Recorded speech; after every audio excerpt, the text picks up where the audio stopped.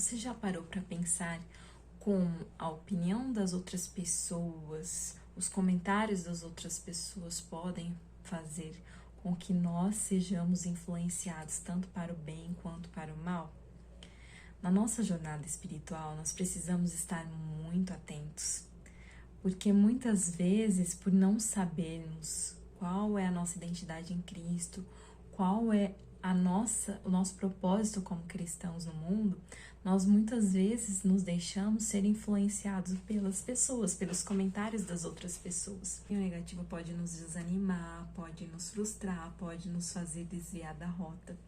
Uma opinião positiva pode aparentemente nos trazer felicidade, alegria, mas também pode nos fazer achar que o nosso crédito, o mérito pelas nossas ações está em nós e não em Cristo. Por isso é muito importante ter consciência de quem nós somos em Cristo e também do nosso propósito de vida como cristãos. Porque as opiniões das outras pessoas, elas podem ser voláteis. Tanto faz uma pessoa agora ter uma opinião positiva ao seu respeito, como daqui a 5 minutos a pessoa estar criticando você. As pessoas mudam.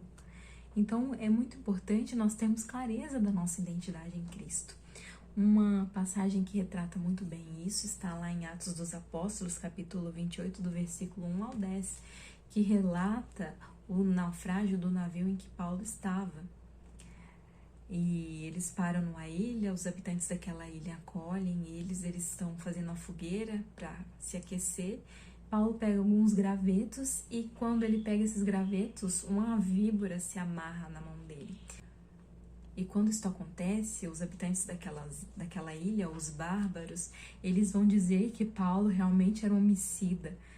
Pois vejam bem, o navio dele afundou e agora uma víbora pega ele, com certeza ele fez alguma coisa grave, ele é um assassino e por isso Deus está punindo ele e castigando ele.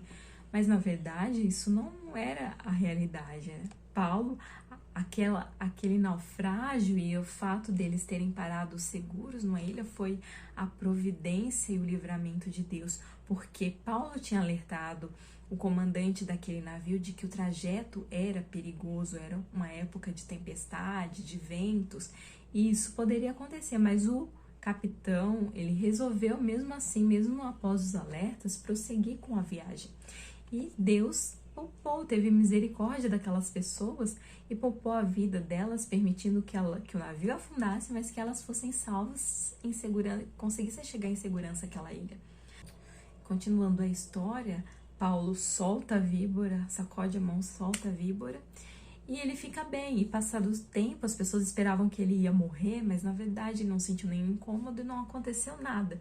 E as pessoas vendo aquilo, aí elas começaram a falar que Paulo era um Deus. E quando na verdade também não era. Paulo era servo de Cristo, estava cumprindo o seu chamado de pregar, de anunciar que Cristo era o Messias.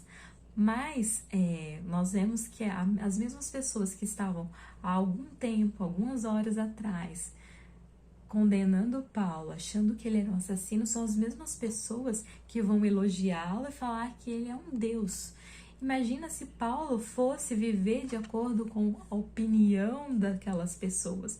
Uma hora ele ia estar triste, desanimado, achando que Deus estava castigando ele, e na outra hora ele ia estar se achando Deus, o Todo-Poderoso, quando na verdade não era Deus quem estava no controle, e Paulo era servo de Deus.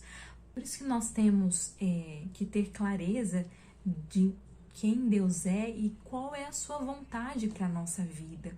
E isso está revelado lá nas Escrituras, porque quando a gente tem clareza de quem nós somos, de qual é a vontade de Deus na nossa vida, nós não vamos nos deixar influenciar pelos comentários, sejam eles positivos ou negativos, de pessoas que não têm o conhecimento da verdade, que não têm o conhecimento revelado da palavra.